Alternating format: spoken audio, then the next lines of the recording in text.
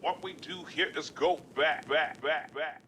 Hi, my name's Lee Davis. I'm head of school for sport and public services and travel up in Ystrad Mynach.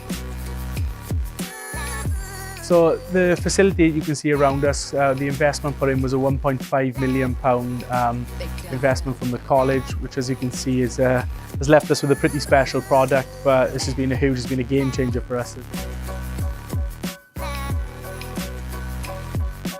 That's an important message for my sport, so I'll find out where I'm at. At the moment, it's the same as any kind of thing. The learners are loving the facility. The feedback we're having is fantastic. It's obviously bright and new and shiny at the moment, but the quality of the actual equipment in the gym is setting us apart. Is a unique selling point for us at the moment, and hopefully further down the line it's going to improve our recruitment and our retention of learners, but also when they do come into the college and the college environment, it is really, from a high-performing sense, it is really developing them for that next level of performance, whether that's from an academic sense, from their understanding of fitness testing and training and programming, those type of elements, or whether it is actually getting stronger to relate to on-field performance from their football or their rugby provisions.